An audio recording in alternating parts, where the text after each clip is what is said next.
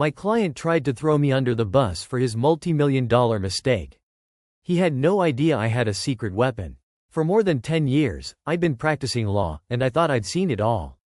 But the most important lesson I ever learned came long before I made partner.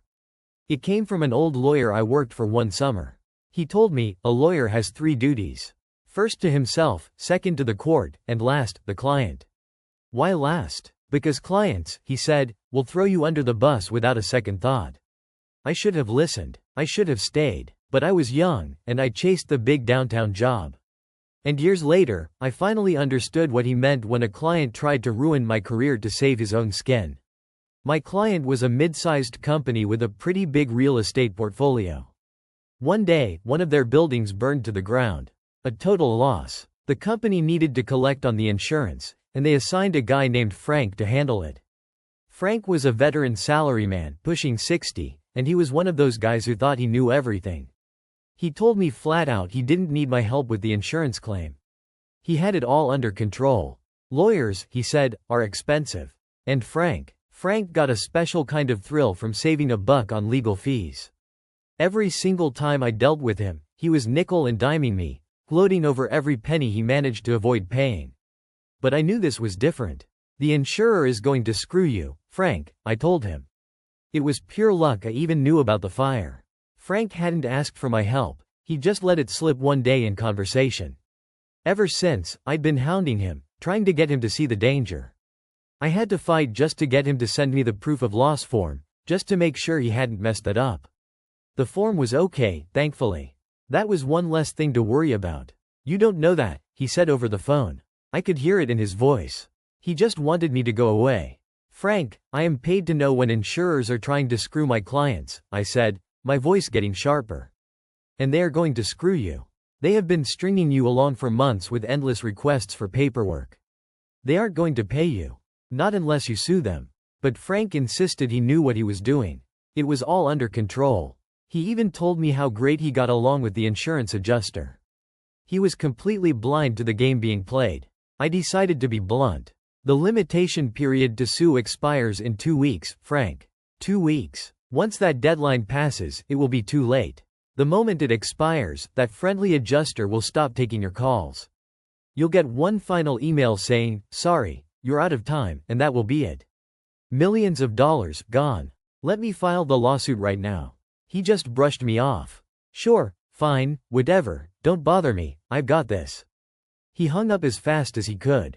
I did what any lawyer would do. I sent him an email. A clear, unambiguous email with my warnings and my recommendation to sue immediately. He ignored it. A week later, I sent it again. Then again, as the deadline got closer. My final email, just a couple of days before the cutoff, was practically begging. I'm going to be at trial for the next 2 weeks and you won't be able to reach me, I wrote. You have to sue. You have other law firms on your list, so pick one of them if you have to, but you must file this lawsuit.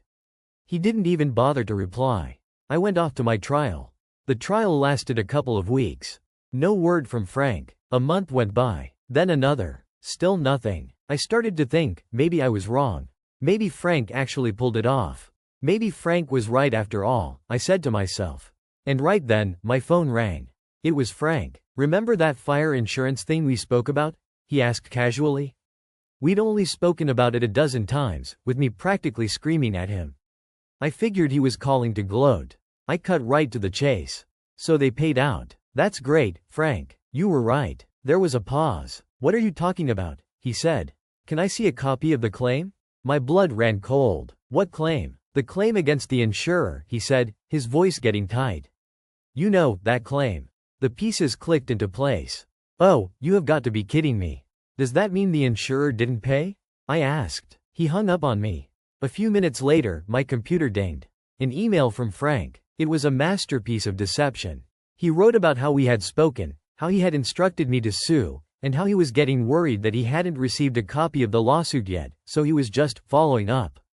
He was building a fake paper trail. He was trying to pin his catastrophic failure on me. I typed my reply. I take it that the insurer didn't pay you, just like I told you they wouldn't. And now that the limitation period has expired, they've told you to get lost, leaving your company with a loss in the millions. Is that about right? This was war. I had made a mistake by not going over Frank's head earlier, but I knew if I had, he would have cut me off from any future work. But that was then. This was now. On my reply, I CC'd Frank's boss. And his boss's boss. And just for good measure, I added Bill, the company's in-house lawyer. Bill called me almost immediately. Frank messed up, he said, wasting no time. We know that. He's an idiot. So what do we do? So his excuses didn't work? I asked. Nope. Bill told me they'd pulled Frank into a boardroom. But his story completely fell apart when they saw the chain of emails I'd sent him, warning him over and over again. Frank had no good answer. The company knew he was lying.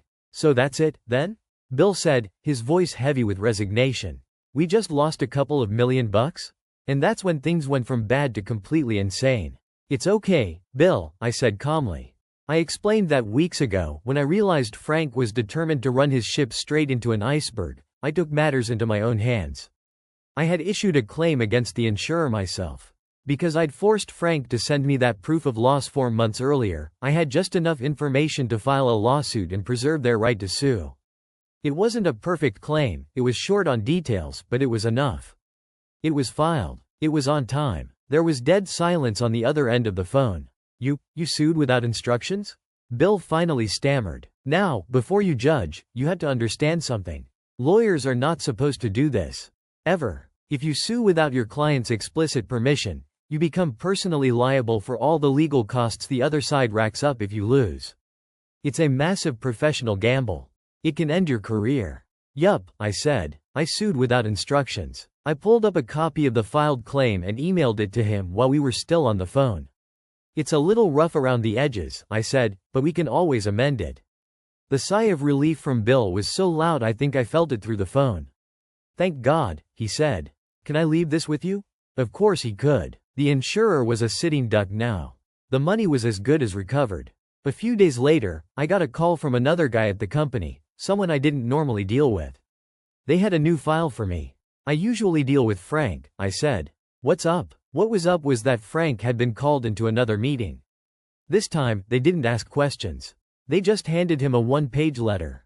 Then, he had to put his office knick-knacks into a little cardboard box, and security walked him past all of his coworkers, all the way to the elevator, and escorted him down to the parking lot. Bye-bye, Frank. At his age, he was never going to get another decent job. It was a life-changing disaster for him. But for me, he was just an anecdote. A cautionary tale I now tell young lawyers.